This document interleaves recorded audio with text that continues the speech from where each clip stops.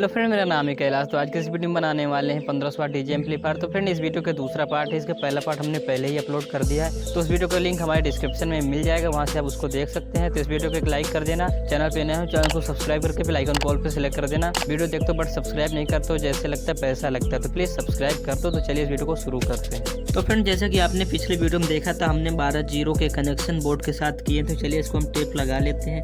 उसके बाद फ्रेंड हमारी सप्लाई और बचे जो कि ट्रांसफार्मर से 12-0-12 जो कि इन बोर्ड को चलाने के लिए है। तो फ्रेंड चलिए उसमें हम कनेक्शन करते हैं।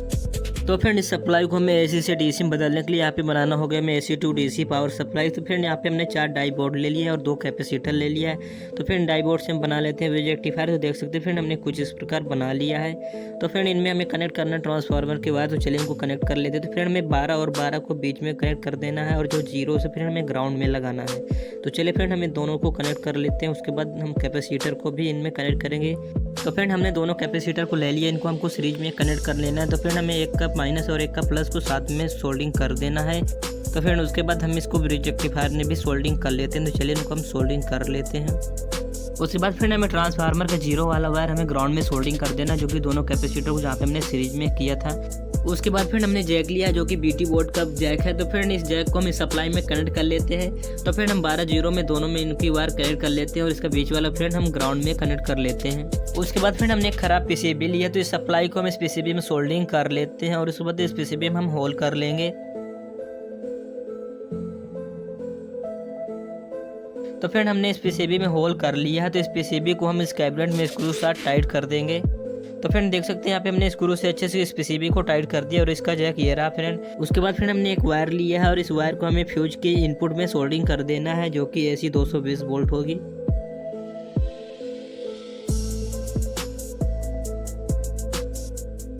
उसके बाद फ्रेंड हम इसके आउटपुट में भी एक वायर सोल्डिंग कर देना है और यहाँ पे हम एक फैन की वायर भी सोल्डिंग कर देना है, जिससे कि हम इसमें सप्लाई देंगे तो फैन भी हमारा चलेगा और जब फ्यूज उड़ेगा तो हमारा फैन भी बंद हो जाएगा।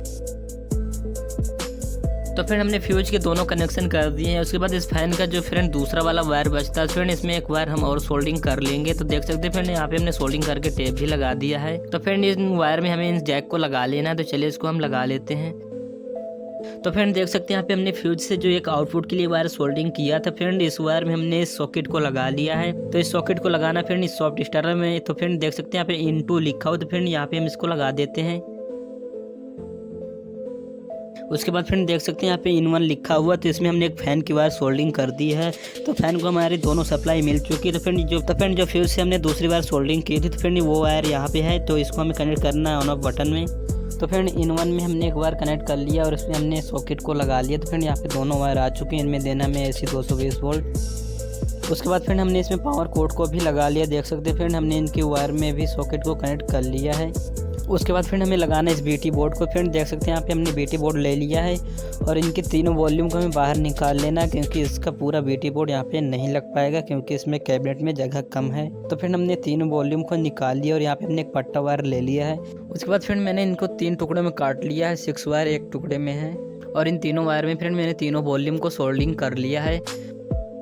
उसके बाद इन तीनों वायर को इस बोर्ड में भी कनेक्ट कर देना। तो फ्रेंड यहाँ पे हमने तीनों वायर को सोल्डिंग कर लिया है। उसके बाद फ्रेंड इस बीटी बोर्ड में मैंने एक प्लास्टिक का कवर लिया था और इसको हीट देके मैंने इसको मोड़ लिया है, जिससे कि मैं इसको कैबिनेट में अच्छे से यहाँ पे कस सकूँ। उससे पहले फ्रेंड इस बीटी बोर्ड के सभी कनेक्टर को कनेक्ट कर लेना। तो फ्रेंड इस कनेक्टर से हमारा ऑडियो इन होगा और इधर जो कनेक्टर है जहाँ से ऑडियो आउट होगा। तो यहाँ पे हम ऑडियो आउटपुट के लिए भी एक सॉकेट कनेक्ट कर लेते हैं। तो यहाँ पे हमने कनेक्ट कर लिया है। उसके बाद फ्रेंड इसमें सप्लाई के लिए कनेक्शन देख सकते हैं फ्रेंड यहाँ पे हुक लगा हुआ है। जो फ्रेंड हमने सप्लाई बनाई थी 12-0-12 वैसी सप्लाई में जो जैक लगा था फ्रेंड हमने उसी जैक को यहाँ पे कनेक्ट कर दिया है। उसके बाद फ्रेंड इस बीटी बोर्ड को चलिए इस कैबिनेट में हम स्क्रू के साथ टाइट कर देते हैं।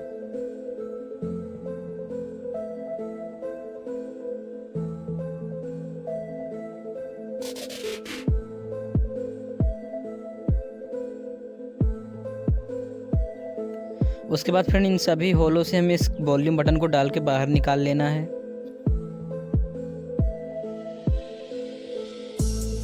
तो फ्रेंड मैंने तीनों वॉल्यूम को लगा लिया। उसके बाद इसमें मैं स्क्रू टाइट कर देता हूँ। तो फ्रेंड इसका बीच वाला खाली था, लेकिन इसमें हमने एक बटन लगा दिया, लेकिन इससे कोई काम नहीं होगा। इसके बीच वाले वॉल्यूम मिड का कनेक्शन होता है, बट इस BT बोर्ड में कनेक्शन नहीं है। उसके बाद फ्रेंड इस ऑन ऑफ स्विच को भी हम लगा देते हैं। तो फ्रेंड इसके चारों हुक को हम यहाँ पे कनेक्ट कर लेते हैं। तो फ्रेंड हमें पावर कोड के वायर बटन के सबसे नीचे वाले पॉइंट पे कनेक्ट करना है और आउटपुट वाले हमें ऊपर के साइड के कनेक्ट करना है।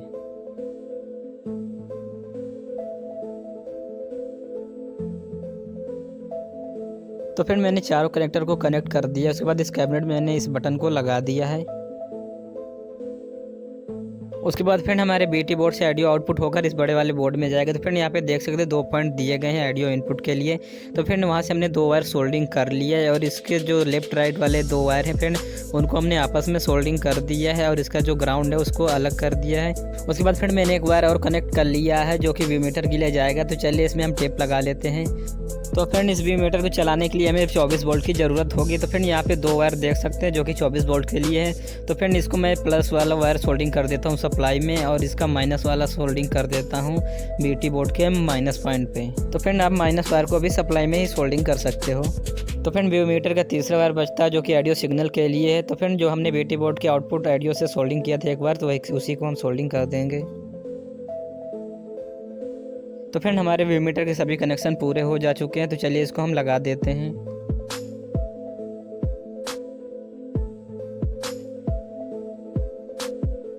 उसके बाद फ्रेंड चलिए इस प्लास्टिक को भी लगा देते हैं जिनमें हमारे सभी इंडिकेटर LED लगेंगे।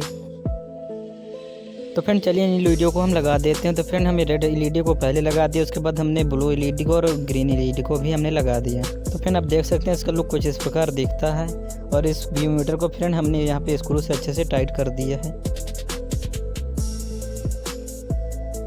उसके बाद फ्रेंड हमारे एम्पलीफायर में एक ही कनेक्शन बचा हुआ है, वो है ऑडियो इन के लिए कनेक्शन देने के लिए। तो फ्रेंड इस BT बोर्ड से जो ऑडियो इन के लिए वायर थे, तो फ्रेंड यहाँ पे मैंने इन वायर को ले लिया है और इन दोनों कनेक्टर में फ्रेंड इन तीनों वायर को हम कनेक्ट कर देंगे। तो फ्रेंड इसका जो माइनस वाला पॉइंट है फ्रेंड उसको पैरेलल करके दोनों कनेक्टर में कनेक्ट कर देना है और इसका लेफ्ट राइट एक एक कनेक्टर के प्लस प्लस पॉइंट पे कनेक्ट कर देना है। तो फ्रेंड हमने कनेक्ट करके यहाँ पे टेप अच्छे से लगा दिया है। तो फ्रेंड हमारे एम्पलीफायर के सभी कनेक्शन पूरे हो जा चुके हैं। तो फ्रेंड हमारा एम्पलीफायर चलने के लिए रेडी हो चुका है।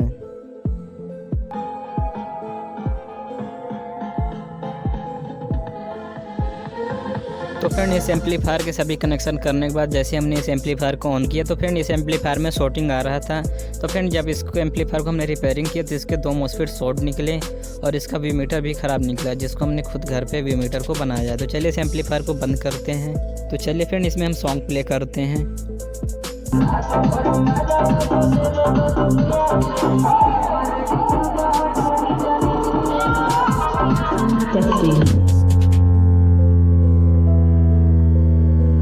फ्रेंड वीडियो थोड़ा सा भी पसंद आया हो तो एक लाइक करके चैनल को सब्सक्राइब जरूर कर लेना और जो भी आपके मन में क्वेश्चन हो उसे कमेंट जरूर कर देना।